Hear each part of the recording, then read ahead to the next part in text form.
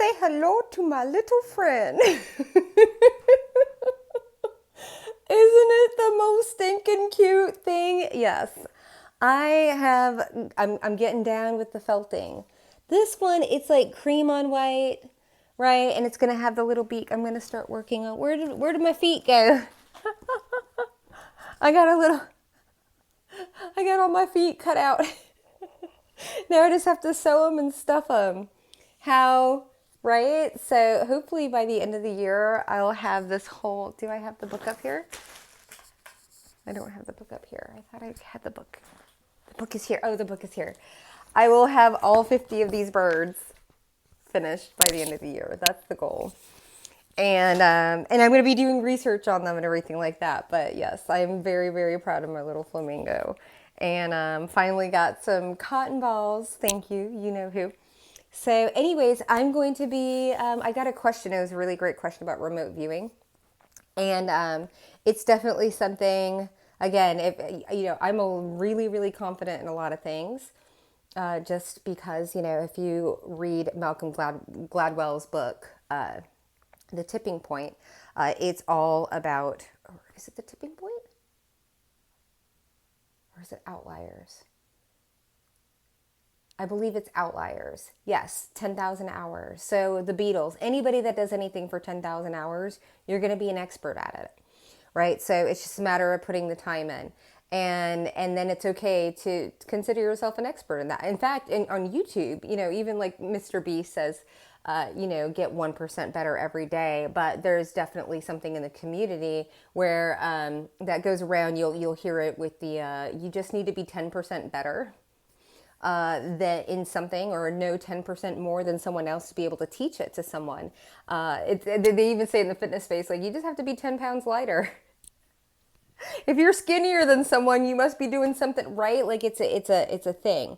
So remote viewing was never on my, I've never, psychic abilities like that. That was just like a no. Like that was of the devil. So none of this ever like occurred to me. It just happened when I got sober. And I got sober because I had a pregnancy. So all of a sudden, all of these psychic senses like flooded in and now I realize that I had been a functioning lifelong alcoholic, because as soon as I take a drop of alcohol, even to this day, like if I go out, if I'm out and about or whatever, I will have a beverage, because I get so much information psychically from people and their energy. Alcohol completely just sews it up. Now that's why you have a lot of people that are alcoholics, right? We have to learn. Now I use it as a remedy when in need, versus just keeping my central nervous system and keeping myself away from toxic people and cleansing and all the other things. But when I'm around other energies, it's the fastest way to shut down my system from taking on their energy, or being so in tune, or in, because I'm super, super open, especially now because I'm so isolated. And that's isolated by nature. The more isolated I am from other people's energy, the better I am at my job. And my job is very important to me because I do important things.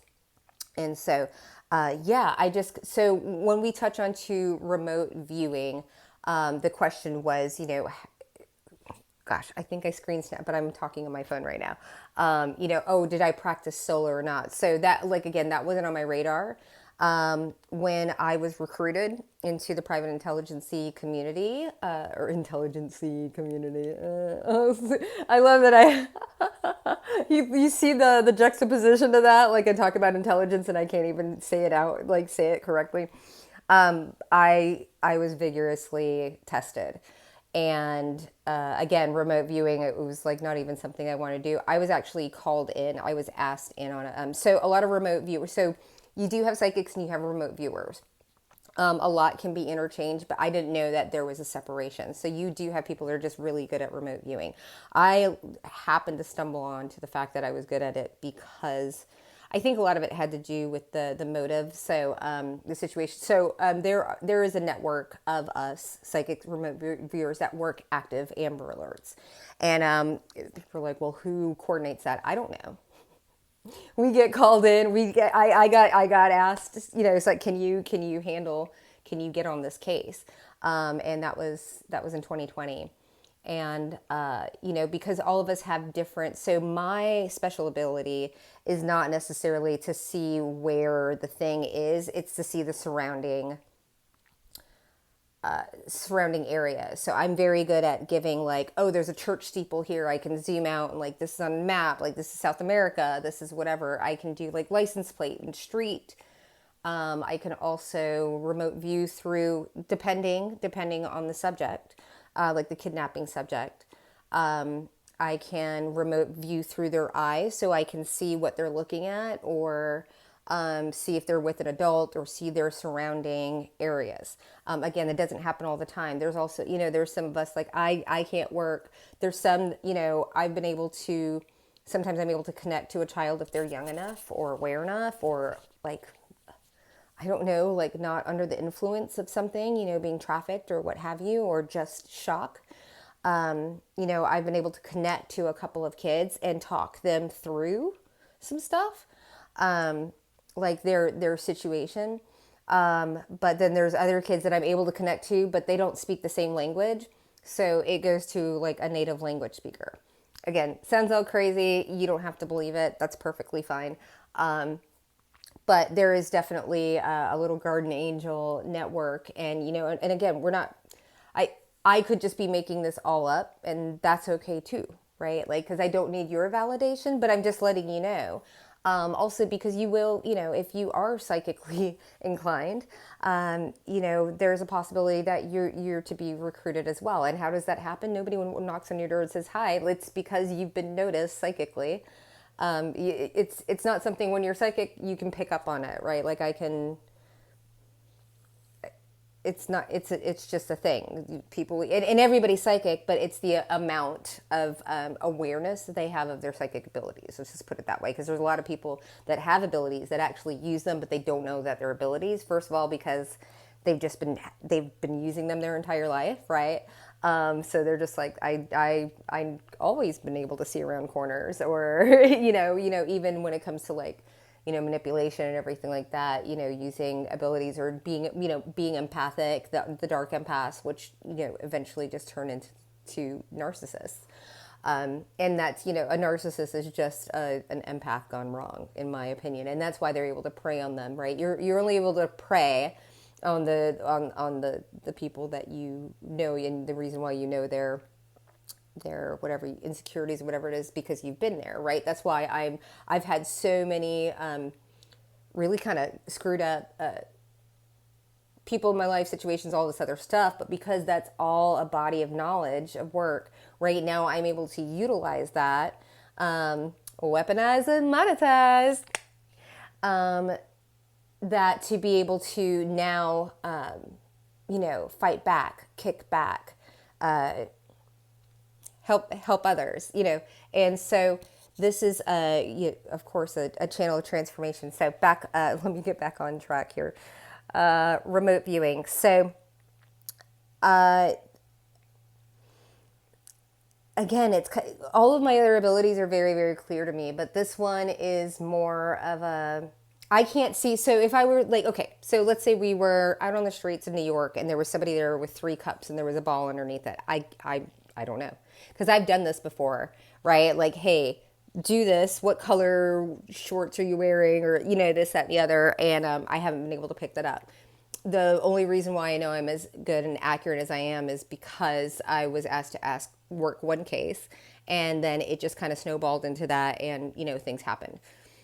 So that's the only reason why I know I've been validated. So it's not an excellent, but there's a lot of information on YouTube University, and it's something that can be trained.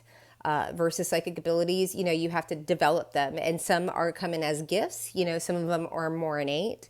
Like I said, there are other psychics that can tap into, let's say there's an active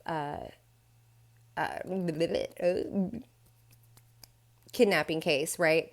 They can tap into maybe the wire lines, right, above and give location that way, or weather patterns, or everybody's got their own thing. It really is kind of like an X-Men thing, which is cool, and it's also scary. I do not advise people. I don't. The only psychics that I know are the ones that have been colleagues, and I won't associate with other ones. And even them have been, even they, I have a. It's a little scary. People are scary. And people with abilities, and I didn't even know that that was like a real thing. But when somebody can just shove like something, I couldn't use my cards for 3 months. I mean, now everybody's like, oh, let's attack our cards, whatever. Like, it's a whole different thing. That was like 4 years ago.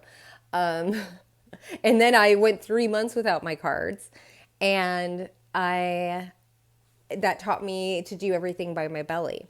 So I can pick out, even in a lineup, versus having, my special little deck or whatever. I can pick it out, and yeah, I've been tested, and I'm really good at what I've done because of the things I've been through. So my energetic signature picks up on other people's, bad people's energetic signatures, and so it makes for good investigative work. So remote viewing,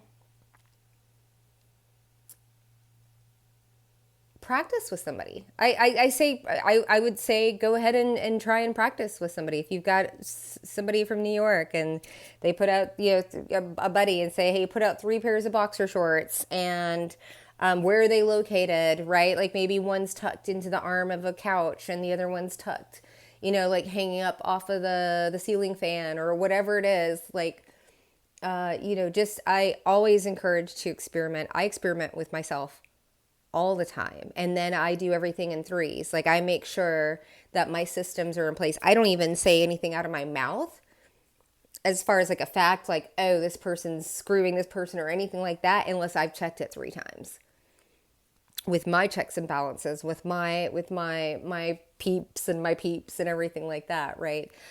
So practice, explore. But I definitely, if you just look up CIA and remote viewing, you're going to get a plethora of really, I can't remember the guy's name. And I think he might have been on, not NPR, but like PBS Masterclass. I feel like maybe that had been, it was like an hour. I don't know, but there was one, he was like, they just brought me in from the military. He had no experience whatever. They put him in a dark room and they just taught him what to do. And he's like one of the most, prolific remote. Yeah, no, if you look up remote viewing in CIA, you'll find him because he teaches classes and everything like that. In fact, I considered taking a course from him a couple years ago. So, yeah, to answer your question, please bring on the questions. This is something I'm super passionate about. I don't like to gatekeep because these are gifts and abilities that are innate in all of us. And if I can help anybody get out of a gnarly situation such as mine that I've had many in the past, then I'm here to help. So, all right, toodles.